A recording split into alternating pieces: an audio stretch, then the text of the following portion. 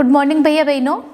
आज हम कक्षा 7th का पार्ट 9 चिड़िया की बच्ची इसके पाठ का अध्ययन करेंगे। तो आप भी मेरे साथ साथ अपनी किताब अपनी बुक्स निकाल लें और मेरे साथ साथ उसका अध्ययन करें। पाठ 9 है चिड़िया की बच्ची। पाठ 9 चिड़िया की बच्ची। इसके लेखक कौन है?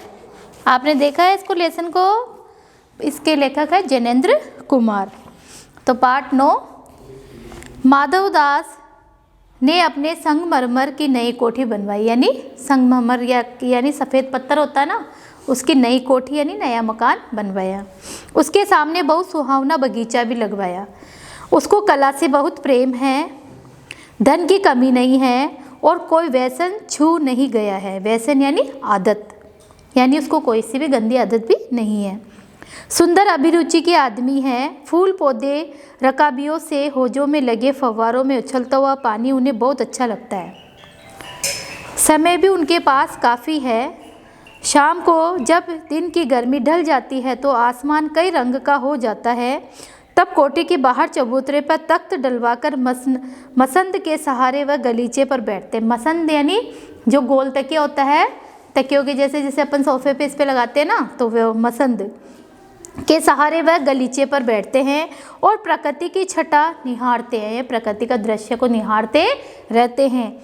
इसमें मानो उनके मन को तृप्ति यानी आनंद मिलता है। मित्र हुए तो उनसे विनोद चर्चा करते हैं। मित्र, उनके पास अगर मित्र होते हैं तो वो उनसे चर्चा करते रहते हैं, विनोद हंसी मजाक करते रहते हैं। नहीं तो पास पर रखे हुए फर्शी हुक्के की सटक को मुंह में ख्याल ही ख्याल में संध्या को स्वप्न की भांति गुजार देते हैं। नहीं तो क्या करते हैं, वो संध्या तक स्वप्न की भांति यानी संध्या सुबह से शाम तक ऐसे ही उनको जैसे सपना देख रहे हैं वैसे ही उनका गुजर जाता है।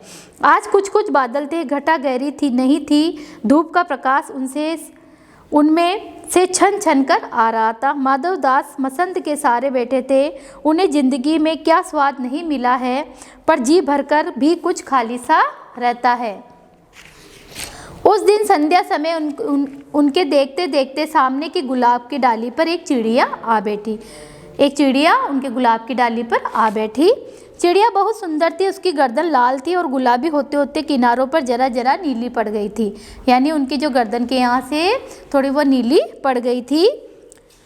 पंख ऊपर से चमकदार शाह थे। उसका नन्हा सा सिर तो बहुत प्यारा लगता था और शरीर पर चित्र विचित्र चित्रकारी थी। यानी उसके शरीर पर अजीबोगरीब सी चित्र विचित्र सी चित्रकारी थी। चिड़िया को मानो माधवदास की सत्ता का कुछ पता नहीं था और मानो तनिक देर का आराम भी उसे नहीं चाहिए था। यानी कुछ भी देर उसको आराम करने की जरूरत नहीं थी। कहीं पर हिलाती थी, कहीं फुदकती थी, यानी उछल कूद करती थी। कौन? चिड़िया। वह खूब खुश मालूम होती थी। अपनी नन्ही सी चोंच में प्यारी प्यारी आवाज़ निकाल रही थी। माधवदास को वह चिड़िया बड़ी मनमानी लगी। यानी मनमानी यानी अपनी इच्छा के अनुसार काम करने वाली लगी। उसकी स्वच्छंदता यानी स्वतंत्रता बड़ी प्यारी जान पड़ती थी। कुछ देर तक वह उस चिड़िया का इस डाल से उस डाल पर थिरकना देखते रहे। यानी चिड़िया जैसे इस डाल से उस डाल तक उछलती कूदती हुई थी तो वो माधवदास उसको देख रहे थे। इस समय वह अपना बहुत कुछ भूल गए। उन्होंने उस चिड़िया से कहा, आओ तुम बड़ी अच्छी आई। यह बगीचा तुम लोगों के बिना सूना लगता है। सुनो चिड़िया, तुम खुशी से यह समझो कि यह बगीचा मैंने तुम्हारे लिए ही बनवाया है। तुम बेखटके यहाँ आया करो। यानी उसको चिड़िया को कह रहे हैं कि मुझे अच्छा लगता है कि चिड़िया यहाँ पे आती है तो तुम इसमें रोज़ आया करो और ये बगीचा मतलब उसको मैंने तुम्हारे लिए ही बनाया। कौन कह रहा है? ये माधवदास उस चिड़िया को कह रहा है कि ये बगीचा मैंने तुम्हारे लिए ही बनवाया है।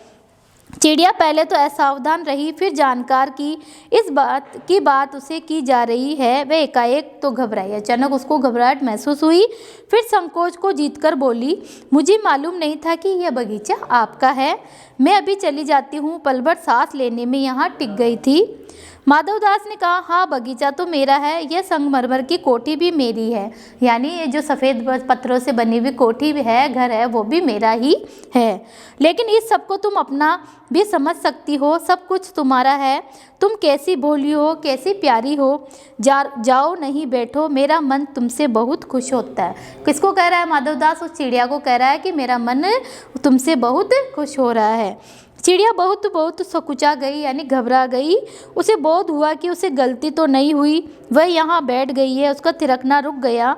भयभीत सी वह बोली, मैं थक कर यहाँ बैठ गई थी, मैं अभी चली जाऊँगी, बगीचा आपका है, मुझे माफ़ करें। माधव दास ने कहा, मेरी भोली भाली चिड़िया, तुम्हें देखकर मेरा चित्त प्रफुल्लित यानी आनंदित या खुशी से भरा हुआ है।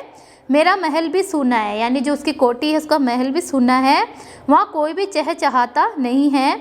तुम्हें देखकर मेरी रागनियों को का जी बहलेगा। तुम कैसी प्यारी हो, ये यहाँ ही तुम क्यों न रहो। चिड़िया बोली, मैं माँ के पास जा रही हूँ, यानी मैं अपनी माताजी के पास जा रही हूँ।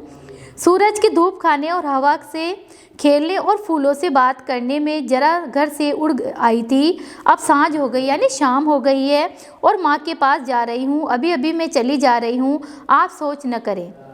माधव दास ने कहा, प्यारी चिड़िया, पगली मत बनो, देखो तुम्हारे चारों तरफ कैसी बहार है, देखो वह पानी खेल रहा है, उधर गुलाब हंस रहा है, भीतर महल में चलो, जाने क्या क्या न पाओगी। मेरा दिल वीरान है यानी उजड़ा हुआ है, वहाँ कब हंसी सुनने को मिलती है, मेरे पास बहुत सा सोना मोती है।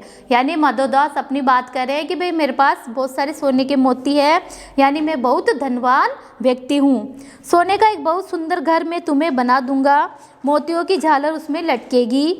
तुम मुझे खुश रखना और तुम्हें क्या चाहिए माँ के पास बताओ क्या है, तुम यहाँ से सुख से रहो मेरी भोली गुड़िया। किसको कहा? चिड़िया को गुड़िया कहकर संबोधित किया है। चिड़िया इन बातों से बहुत डर गई। वह बोली, मैं भटककर तनिक आराम के लिए इस डाली पर रुक गई थी, अब भूलकर भी ऐसी गलती नहीं होगी, मैं यहाँ से उड़ी जा रही हूँ। तुम्हारी बातें मेरी समझ में नहीं आती। मेरी माँ के घोंसले के बाहर बहुत तेरी सुनहरी धूप बिखरी रहती है, मुझे और क्या करना है, 2 दाने माँ ला देती है, और जब मैं पर खोलने बाहर जाती हूँ तो मेरी माँ बाहर देखती रहती है। मुझे तुम और कुछ मत समझाओ, मैं अपनी माँ की हूँ। यानी चिड़िया को अपनी माँ के घर रहना ही अच्छा लगता है और वह उसकी माँ के घर ही रहती है। अपन ने आज इससे पाठ का आधे लेसन का अध्ययन किया है, आधा लेसन अपन कल पढ़ेंगे। इसको जितना मैंने पढ़ाया है तो आपको भी इसको अपने घर पे पढ़ना है। Thank you.